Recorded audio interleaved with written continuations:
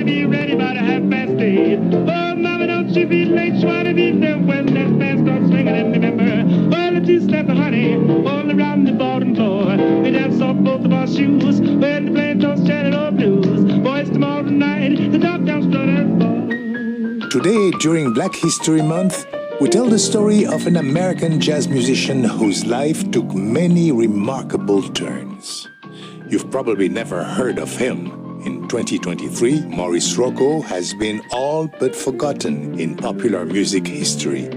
But Rocco was a nightclub and movie star in the 1940s, a household name around the US, and a significant contributor to early rock and roll.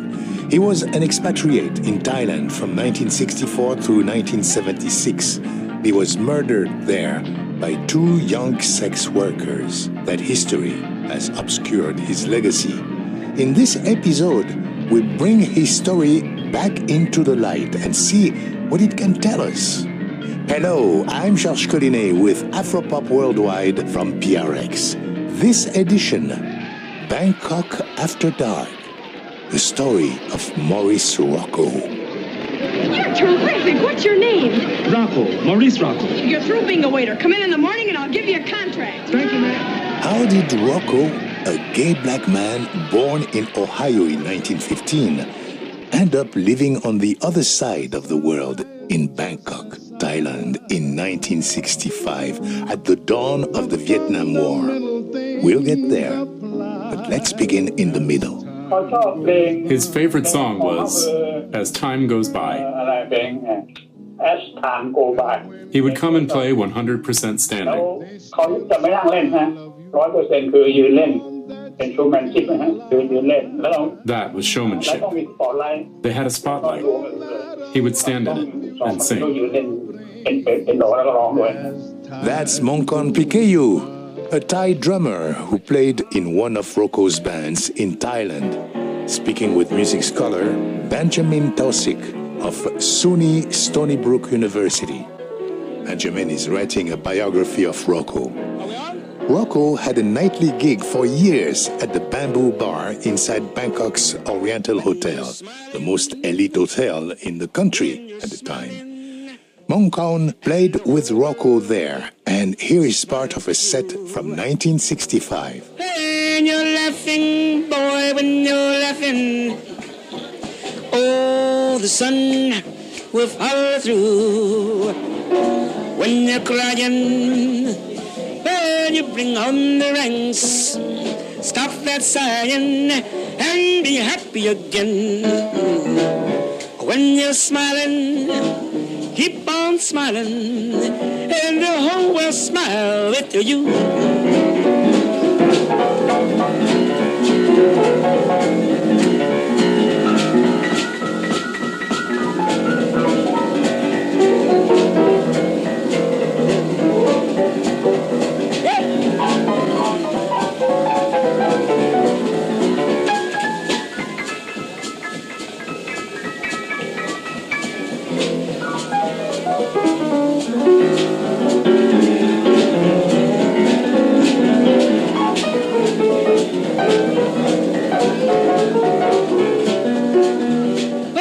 Smiling, when you're smiling, whole world smiles with you. When you're laughing, honey child, keep on laughing. The sun will shine right down on you. When you're crying, well, you bring on the ranks, stop that sighing, and be happy again. When you're smiling, keep on smiling, and the whole world smiles with you. Well, the whole world will smile with you. The recording we've just heard is from January 1965, at the very beginning of Rocco's expatriate phase in Thailand. The set is classic Rocco with the heavy dose of 1930s jazz standards in the boogie-woogie style. Rocco was a true performer. His powerful left hand spelled out boogie-woogie bass lines while he improvised brilliantly with the right. He was a master of the nightclub style that had reigned in New York and Chicago in the 1940s, with plenty of stage banter and a penchant for showmanship. And as Moncon said, he always stood up as he played. But even as late as 1965, Rocco's specialty remained the jazz of the 1930s and 40s. Rocco was quoted by a Hong Kong newspaper in 1965. In 1940, my style was called Boogie Woogie, and basically I haven't changed much since then. Rocco had a hugely successful second act doing this in Asia, but again, how did he end up in such a faraway place? Well, let's rewind to the beginning of his life. Valerie Edwards Elliott is a retired regional history librarian in Oxford, Ohio. She's been researching Rocco's life for years, adding rich detail to the local archives. Maurice John Rockhold was born June 26, 1915, in Oxford, Ohio. His father, John, was a local butcher, and his mother, Ruby, was, in addition to being a homemaker, she was also a cleaning woman, a performing pianist, and a piano teacher. She was an excellent player, and in fact, she was Maurice's first instructor. She played in the AME church in town, and she also accompanied silent films at the Oxford Theatre. Maurice had 5 siblings, and they were all musically inclined, just as their parents were. And we know that Louis Rodabaugh, who actually knew Rocco in childhood, has spoken in an oral history from 1980 about how Ruby would often take Maurice along with her when she went to her cleaning jobs. And also, she would pretty much insist that her little boy be allowed to come along with her all day long. And she took jobs where that house had a good piano, in some cases a baby grand piano. And Rocco told me that her day, a lot of the time, was a 12-hour day, and he played the piano that entire time. Part of this was when he was scarcely over 4 years old.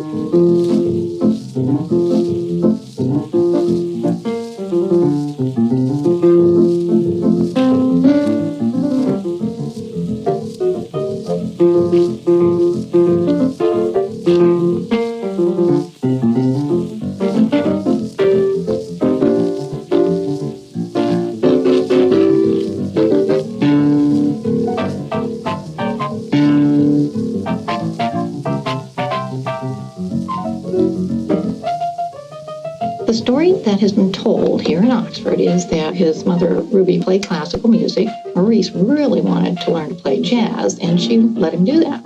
I should mention that his talent was recognized very early by the school principal, and he invited Maurice to play at school functions, and processionals and things like that.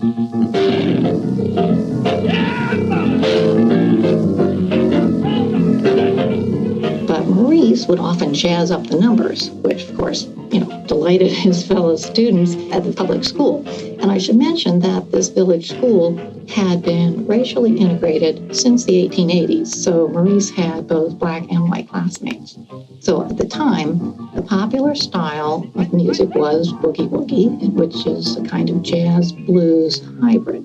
And that's what Maurice had taught himself. His left hand would play an 8-bar bass line, moving up and down to describe each chord of a 12-bar phrase. And meanwhile, his right hand was free to syncopate.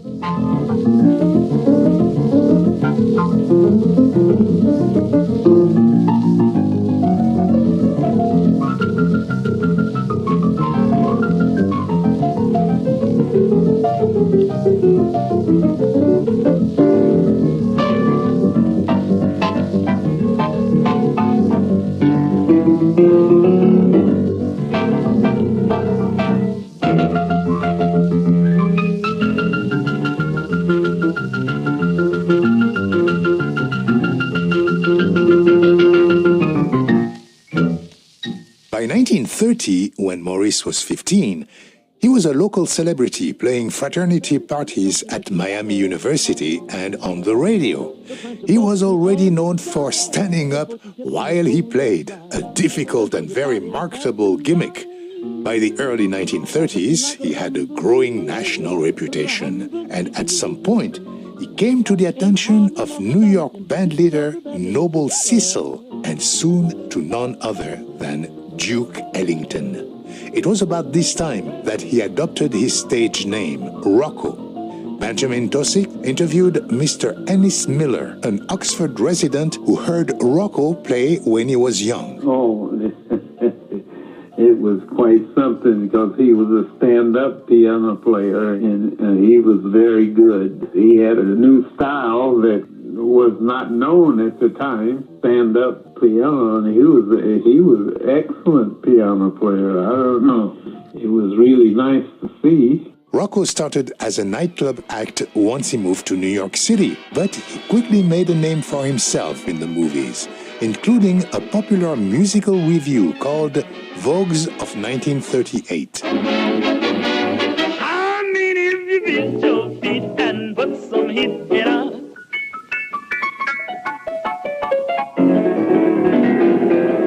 Turn on that red hot heat and burn your blues away. Come on and get under your turn on that red hot heat. Let's take a holiday. Yes, man, yes, yes, yes. Oh, if you find him in Bola, oh, handy, oh. Building that red house, paint the county, up-a-doodly, oh, boy, oh, oh. Turn on that red hot heat. Let's make a holiday. On the thing let's ever go wrong. Head me. And beat your feet and put feet in.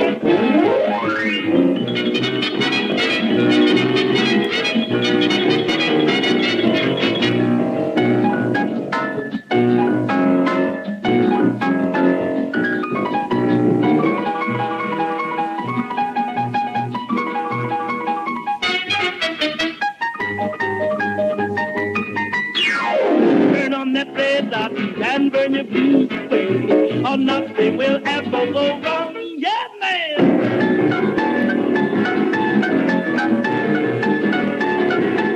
If you beat your feet, put feet on I mean, if you beat your feet.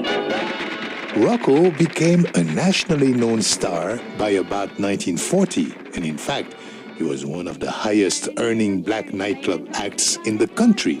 He recorded a number of sides for Decca Records in 1940 and 41, like this one, Rocco's Boogie Woogie.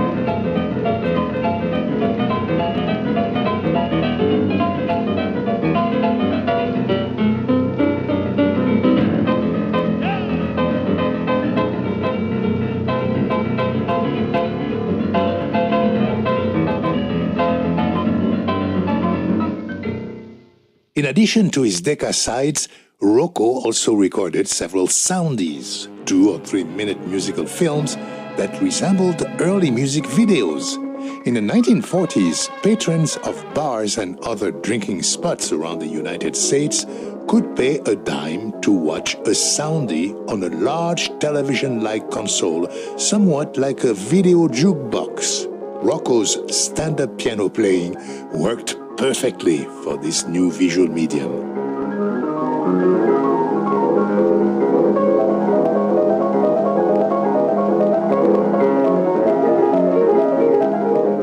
American Studies scholar Vincent L. Stevens is an expert in mid-20th century queer performance. What is so fascinating and important about that Rocco clip is the degree to which he telegraphs his sexuality. When he stands at the piano, he's situating himself within performance traditions of boogie-woogie, which, like many forms of black jazz and blues in the early 20th century, was a space of sexual freedom, including non-normative sexuality. The Chitlin Circuit, barrel houses, and jazz scenes in cities like New York, Chicago, and St. Louis in the 1920s were famous for their sexual variety, spaces of love and pleasure where you could be yourself in a way that mainstream white society off limits. And the musical performances in those spaces involved a lot of queer gestural communication.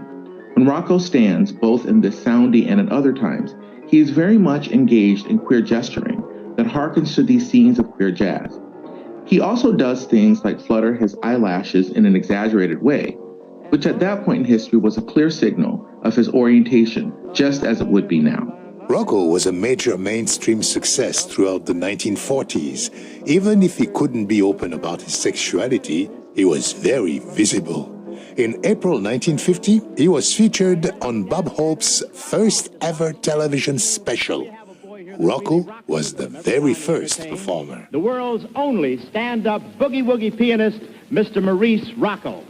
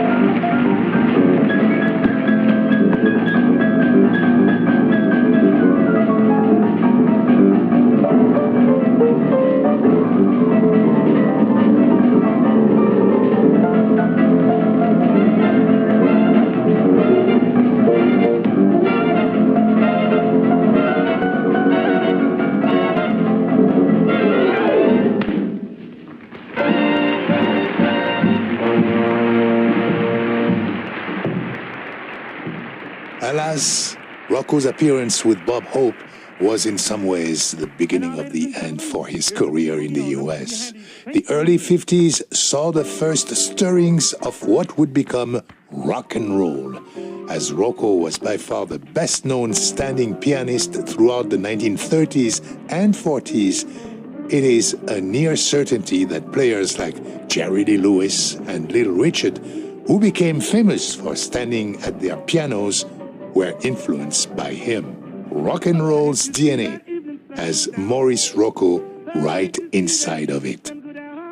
And yet, Rocco himself did not care for rock music, and he did not adapt to it when it became the preeminent form of popular music. As his star dimmed in the early 1950s, he began looking for other opportunities, including outside of the US. In 1955, Rocco was invited to headline an international tour of New Zealand and Australia for an ensemble called the Harlem Blackbirds, which also featured acts like Mabel Scott. He happily left the US for almost a year. Species are the famous Harlem Blackbirds. Life's never tough when they're in town. Did I say tough? Not when Lockjaw Jackson's around.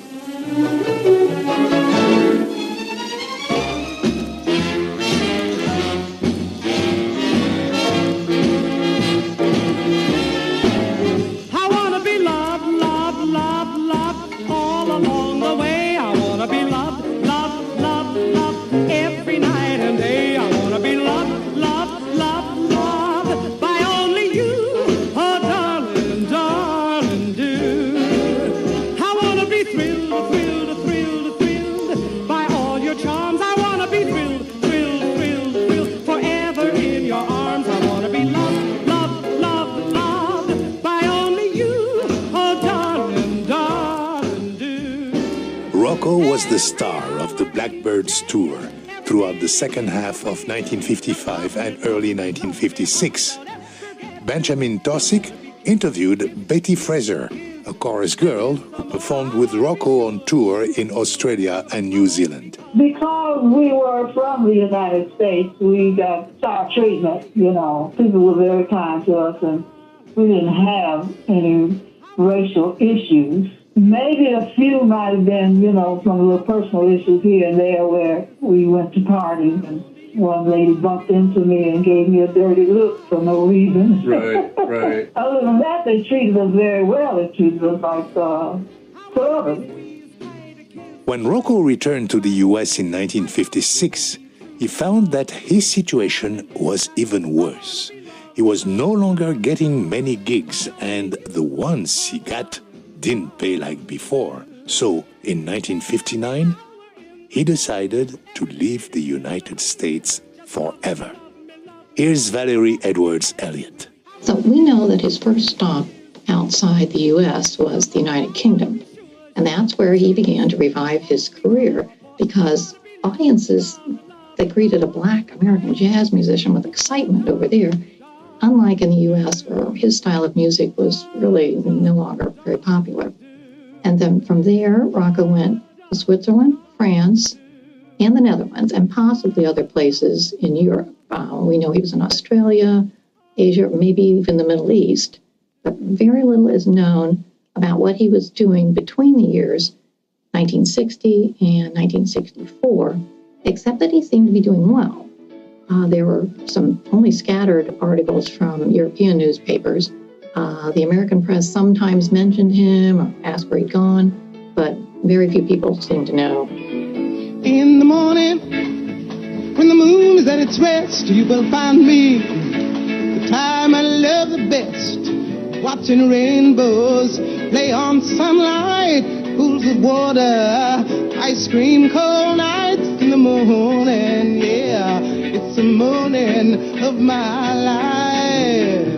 In the daytime, I will meet you as before, you will find me waiting by the ocean floor, building castles in the shifting sands in a world nobody understands. In the morning, it's the morning of my life. That was Nina Simone in France in 1969. Europe was very appealing for Black American artists and intellectuals in the middle of the 20th century. At its best, the continent could offer a big audience, but for many, including James Baldwin, it also offered a respite from the worst insults and risks of American racism. A few questions here that are related on a somewhat different topic. Why did you choose France as your residence or one of your residences? Do you consider yourself an exile or an expatriate? How would you compare the French attitude toward blacks with that of America, or is there as much racism in France as here in the States? I went to France in 1948 when I was quite young. I went there with $40. no French, no one-way ticket. Or in other words, I was getting out of here. I didn't so much go to Paris as leave New York. And the reason I left New York was because I knew that one fine Tuesday, somebody's going to call me just once too often, and somebody was going to die. And I didn't care which one of us it was. So I split. I didn't know what was going to happen to me in Paris, but I knew what was going to happen to me here. A number of black artists and intellectuals became expatriates in Asia for the same reason. Singer Laverne Baker made her first extended tour abroad in Australia, performing there in 1957. Like Rocco, she returned to Asia in the 1960s, ultimately staying in the Philippines for more than 20 years, even playing in Bangkok. Eartha Kitt toured Asia throughout the 1960s.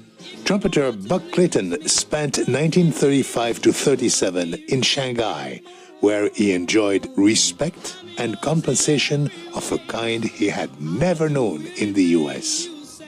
Rocco took a similar path, settling in Thailand in the middle of 1964. Why Thailand? Sudina Pongpet is a historian of Thailand who focuses on the Vietnam War era. From the beginning of the Cold War, Thailand cozied up to the United States politically. Much of Thailand's development, especially during the 1950s, was geared towards serving the interests of the U.S., which provided assistance to its military, its infrastructure, its media networks, and so on. As a result, the 1950s also became a boom time for foreign entrepreneurs in Thailand, including Americans. Foreigners opened bars, restaurants, clubs, pharmacies, and stores. American or Makan things were extremely trendy. The trend extended to music too. The King of Thailand began composing jazz in the 1940s, including pieces like the Candlelight Blues.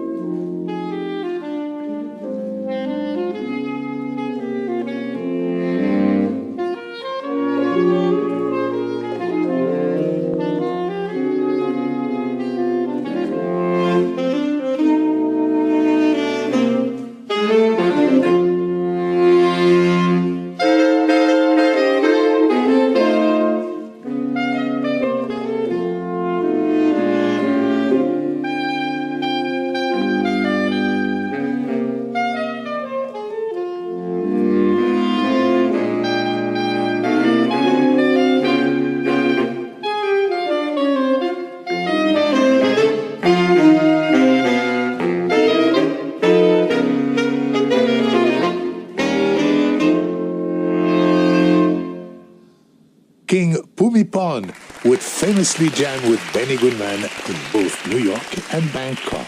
How about that? Coming up, Maurice Rocco's Rise and Fall in war-era Bangkok.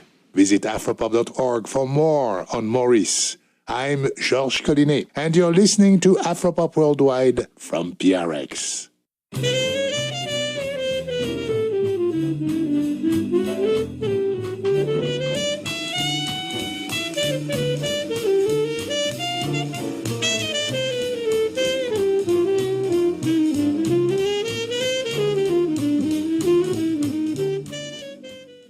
Here is Surina. Bangkok was a very comfortable and accommodating place for Westerners from the 1950s onward.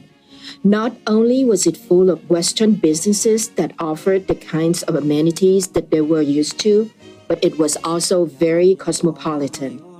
You could hear jazz, eat an international meal, and meet beautiful people. Plus, your dollar would stretch very far because of low labor costs. As American military involvement in Vietnam ramped up, this situation only intensified. And you could hear the intimacy of the geopolitical relationship between Thailand and the US in the music that was popular in Thailand. One of the most successful Western entrepreneurs in Cold War Thailand was Jim Thompson, who died under mysterious circumstances in 1967, and who is now best known for launching the silk company that bears his name. One of his other ventures was to restore Bangkok's famous Oriental Hotel in order to make the atmosphere appealing to the new international crowds of the 1950s. Thompson and his partners opened a jazz club called the Bamboo Bar. And in 1964, the Bamboo Bar hired none other than Maurice Rocco as its nightly pianist. Now we're back to where we began, in the middle, with Rocco playing at the Bamboo Bar in 1965, just before the US entered the Vietnam War.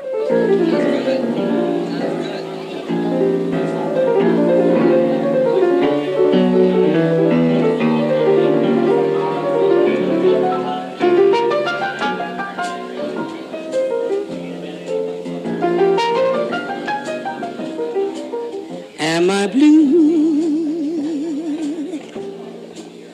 Yes, am I blue? Ain't these tears in these eyes telling you? Yes, am I blue? You'll be too. Perhaps now is the time to mention who made this recording of Rocco at the Bamboo Bar.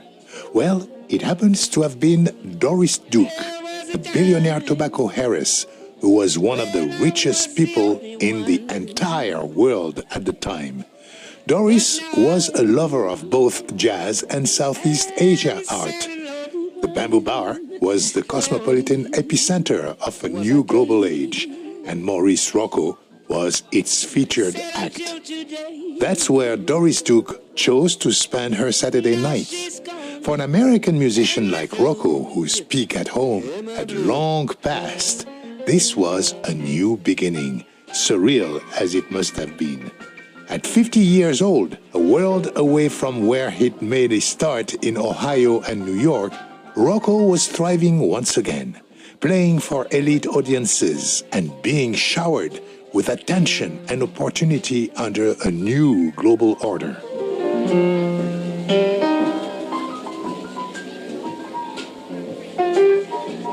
Interest in Western culture, including music, was at a high point in Thailand during the Vietnam War. Here is Surina.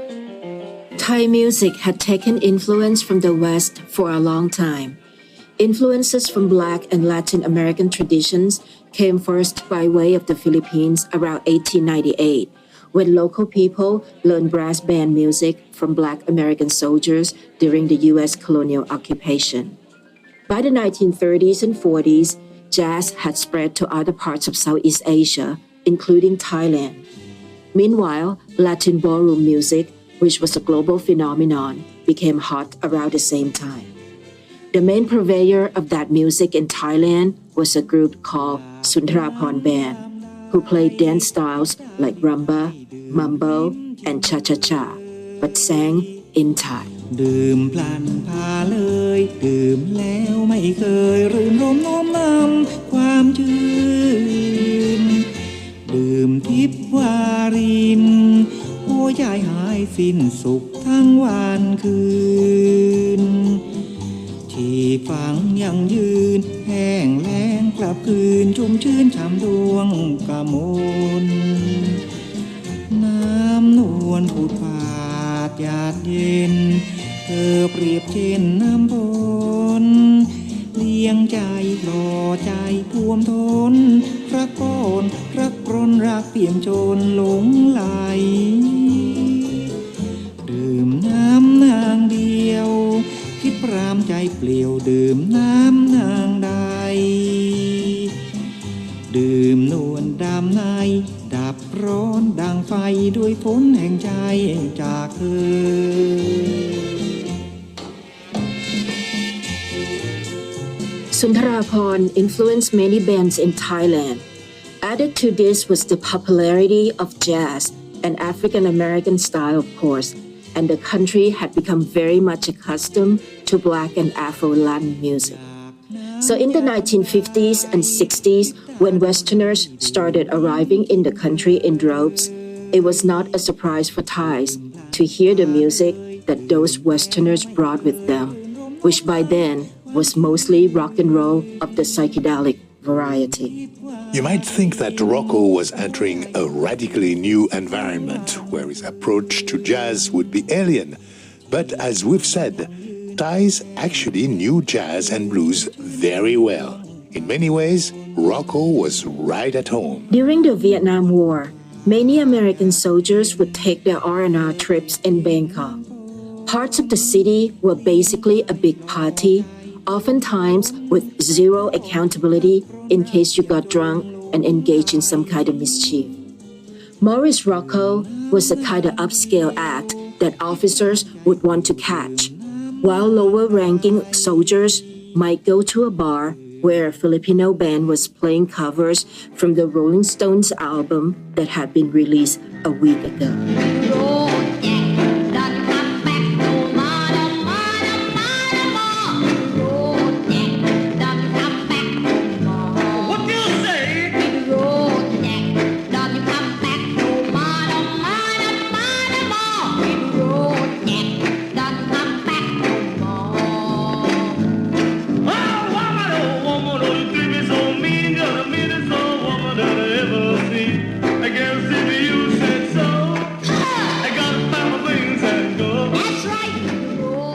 There was a lot of variety, and there was very little line between Thai music and so-called Western music.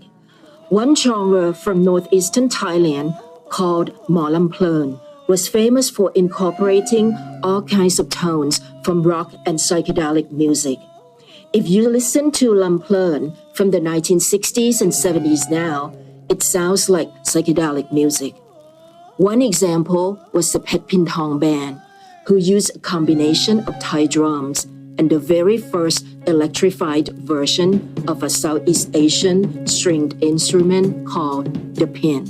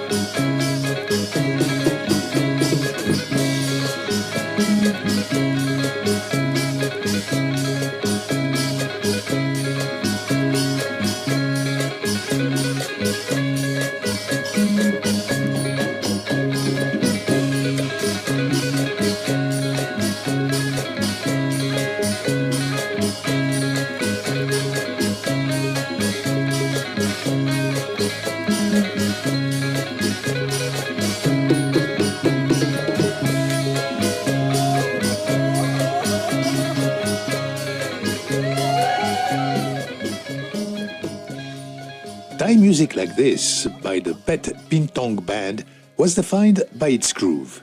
That was no accident, but it was not imitation either.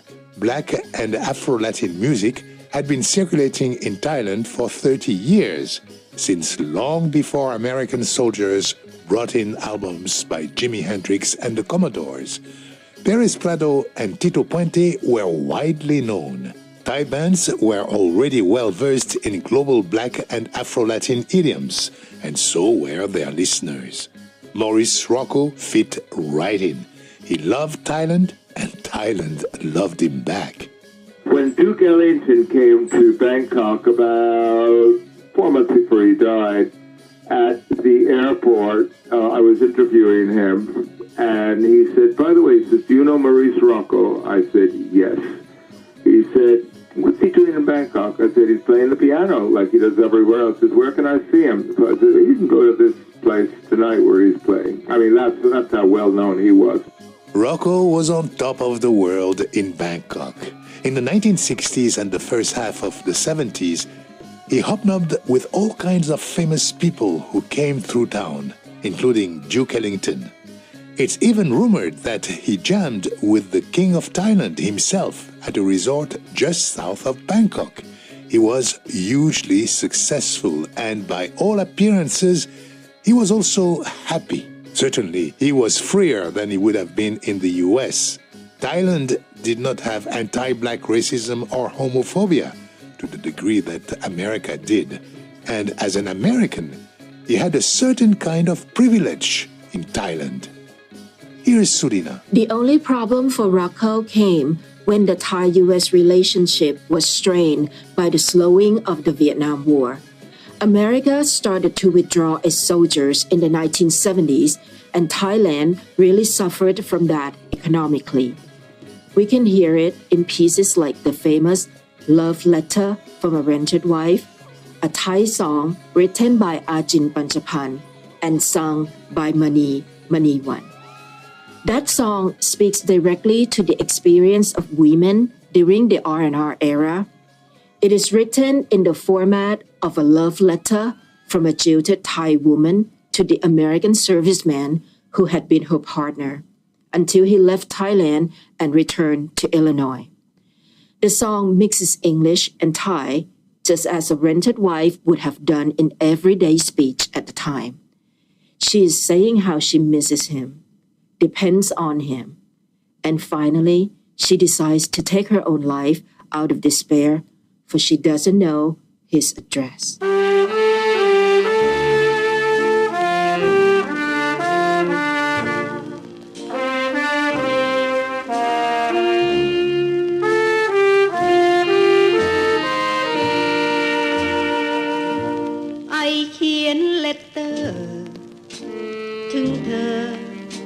Dear John เขียนในแฟลตที่อยู่เคยนอนจังหวัดอุดรประเทศไทยแลนด์ I broken heart you must understand จอนจ๋าจอนโดนลาขาดแคลนเมีย second hand ของอยู่ยังคอยอยู่ทิ้งเมียเช่าหิ้วกระเป๋าโกโฮมทิ้งรอยจูบลูบโลงจนเชฟไอโซมเพราะ you enjoy forget your wife กลับไปอยู่อินลินอยไอเสียใจจนเป็นไทฟอยด์เอาไทเกอร์ออยล์มาทากันตาย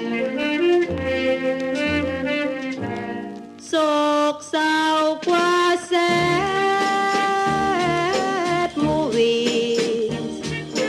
โอ้จอนยูเมกมีใคร I lonely เสียจนพร้อมพายอยากตายไว้อยู่ทิ้งมีโรยน้ำตาหยดรถบนลายเส้นหาส่งใส่จานหน้าไม่เป็นโท เวนเอ่ยเวนหูช่วยเขียนทีฉีกทิ้งเลตเตอร์หันไปเจอดีทีกู๊ดบายสวัสดีโกมิดกับมีที่เมืองดีเอโศกเศร้ากว่าแสดมูวีโอ้จอนยูเมกมีครายไอโลนลีเสียจนพร้อมพายอยากตายไว้อยู่ทิ้งมีโรยน้ำตาหยดรถบนลายเส้นหาส่งใส่จานหน้าไม่เป็นโทเวนเอ่ยเวนหูช่วยเขียนทีฉีกทิ้งเลตเตอร์หันไปเจอดีทีกู๊ดบายสวัสดีโกมิดกับมีที่เมืองดีเอ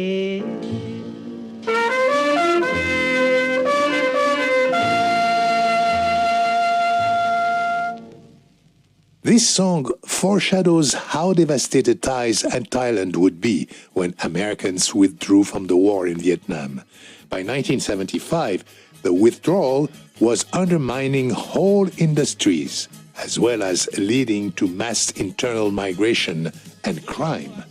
Rocco's situation was no longer so comfortable.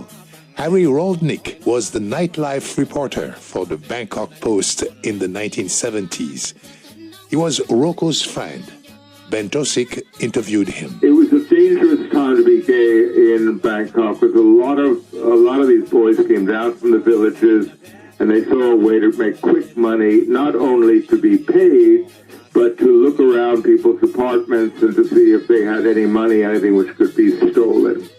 And gay celebrities who would come there and I'd interview them and they'd say, well, do you know where we can get gay sex? Not tell them where they could go, not give them the rules, don't keep anything valuable in your apartment, blah, blah, blah, all of it. Well, Maurice played the dangerous game. He was always very, very nice, and he was just a very, very sweet person, but he did it the wrong way. Here's Surina. Ladda Utasang was the housekeeper, the meban, at the apartment building where Rocco lived. She saw the two young men inside the apartment talking to Rocco when she arrived that day with a carpenter to fix a broken mosquito screen. The boys left an hour later. Ladda returned to clean Rocco's apartment the next day around 1:30 p.m. She found his corpse, naked, on the bed. She ran to tell the building manager, who called the police. His trachea was slashed. The knife was dropped in the bathroom basin. The boys were never caught. He died on a Wednesday. I know, because the bamboo bar was closed on Mondays.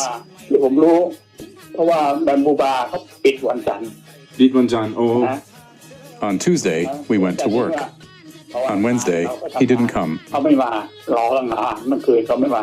And we knew something bad had happened to him. Rocco was cremated at a nearby temple.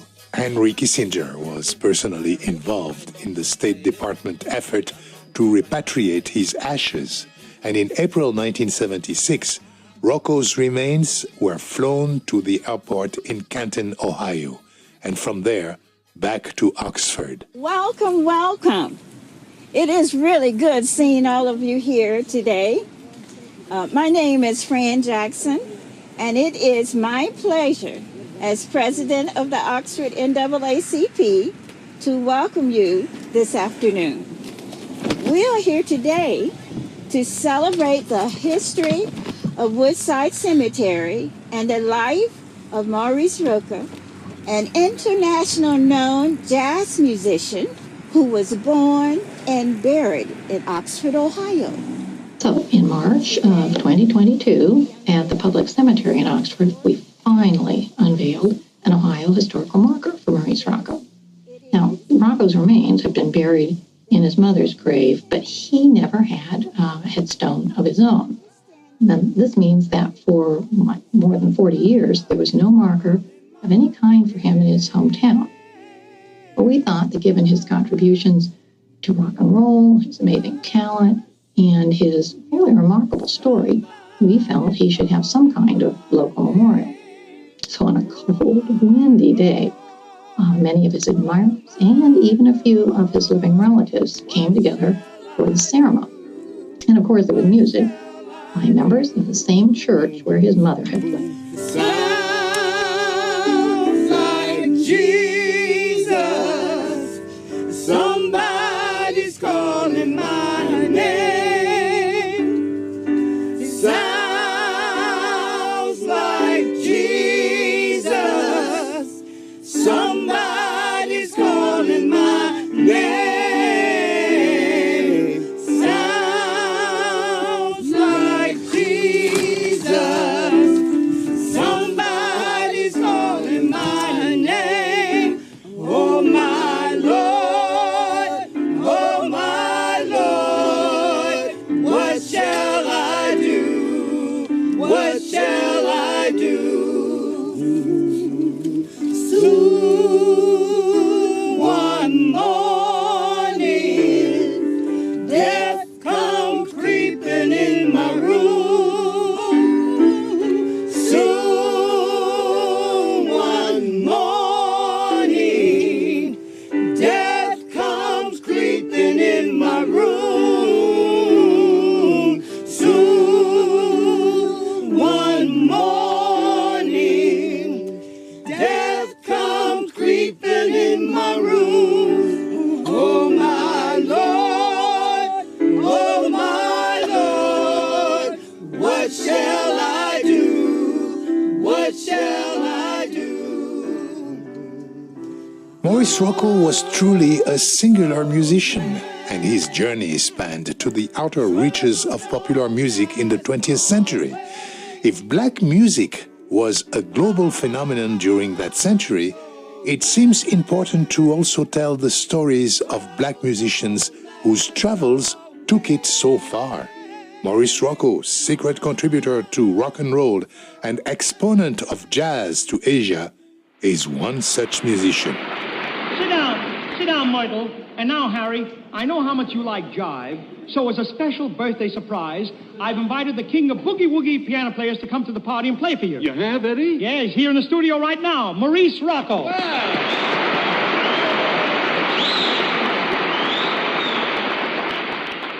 Maurice, I've seen you play in nightclubs many times, and I noticed that you never use a piano stool. Well, frankly, Mr. Canner, when I was in Hollywood, I owned a piano stool. But I lost it to a fellow club member named Rochester. What? How did you happen to lose it?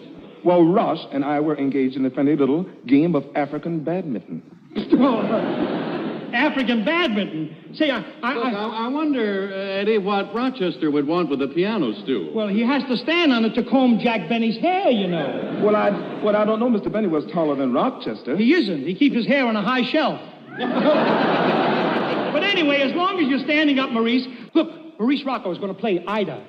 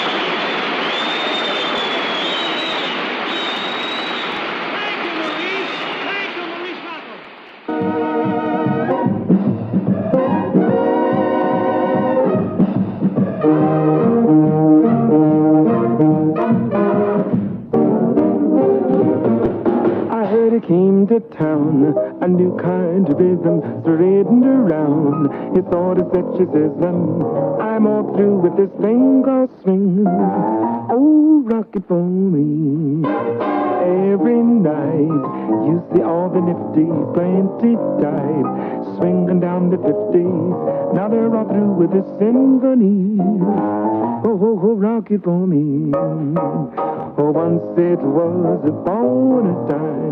Funding for Afropop Worldwide comes from the National Endowment for the Arts, which believes a great nation deserves great art, and from PRX affiliate stations around the US. And thank you for supporting your public radio station.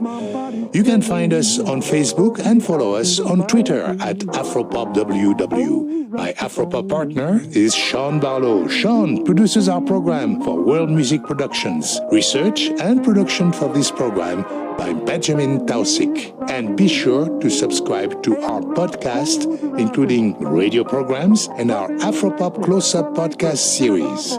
And by the way, if you're in New York, New Jersey, or Connecticut on Saturday, February 25th, join us for a special Afropop dance party in collaboration with World Music Institute's Let's Dance series. We'll enjoy dancing to the Latin fusion band Afro Dominicano and Puerto Rican Panamanian DJ Bambona. That's at New Blue in New York City. For more info, email us at info@afropop.org. And don't forget to join us next week for another Black History Month edition of Afropop Worldwide. Our chief audio engineer is Michael Jones. This program was mixed in Brooklyn by Michael Jones. Additional engineering by GC from the Syncopated Lair in Washington, D.C.